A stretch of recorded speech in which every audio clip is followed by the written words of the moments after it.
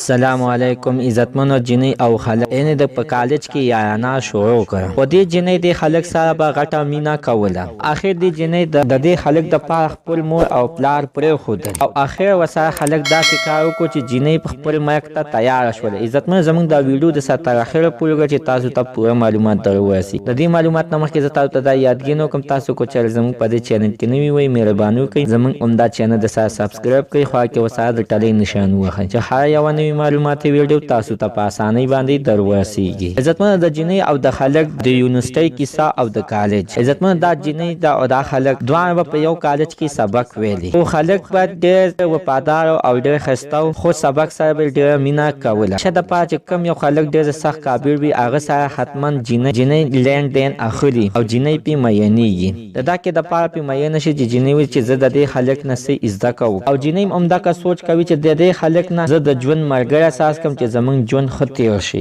خو خلک هم دا کا شانته وخت چې د جنۍ نه زه د خپل د ژوند مرګ اساس کوم خو دې خلک سره مو خپل ډېر دې خلک نه مو خپل پورکوټیوالي باندې خپل کړو نه د ټول لوسای ولا رشتہ کړو خو دې خلک ته خپل د مرګ ته نو ویلي سټم کې چې مين ډېر زیات شپنه اخر دې جنۍ ته ویلي دې په ما باندې ان ما ته هم خپل د ټول لور ناسه ده او هغه ما پیدن کړی ده دتمنو ازو خپل موضوع ته ان دا جنۍ خلک په کالج کې ډېر یو زیبا ګرځیدل او غب شپ په هم لګول او سبق هم د یو بنه زده کولو په اخر د دې جنۍ د خلک سره مینا پیدا شول په مینا کې دومره ډوب شول چې د جنۍ چې د اخر خپل مور او پلار ته ویل چې زما چې واده کوي زما به دغه خلک سره کوي خو جنۍ به مور او پلار د جنۍ ته ویل چې تک په کلار کې نه خلکانو سره واده ماده لامه کوه زمون په زون باندې غټ ارمانونه دي چې دا کله پوه شي د اغه نه بعد به تا به مونږ چاته یې نه واده بده کو یا په خپل خوا خماندې واده وکي جنۍ نه په کلار دل او بار به مور او پلار ته هم دغه شانتي وینا کول اخر یو ورځ د جنۍ ډېر زیاته سخت تنګ شول او دغه خلک ته ویل چې غواړو چې یو څه ته مور او پلار نه پټ واده وکړو نو خلک ویل چې دا ما سچ ته ګینه غپ لګوي خلک متدخلین نه خا اوتلو په یونیورسيټي کې به پاتې کېدل یو ورځ اخر جنۍ مخبل مور او پلار پرې خو د دې خلک د پاره خو خلک نشو کولای چې خپل مور او پلار د جنۍ د پاره پرېږدي ځکه عزتمنو چې دا خلک چې د ډېر د غریبي کورنۍ نه د باندې په ډېر عجزۍ کې سبق ویلو د بنګاغه غریبۍ ته کتل هغه غریبي به د پسترګو کې پتا و چې مور او پلار ما سره سومه خوارې نه کړې او مور او پلار زو ته وی جنۍ د لاسه پرېږي اس کله همداسې کار وي نشم کول او جنۍ ته مې ویل چې تم داسې کار مکو چې مور او پلار دې خپه شي سټم کې چې خلک جنۍ ته نصيحت کول نو جنۍ هغه کارونه کړو چې کم کارونه د نه کول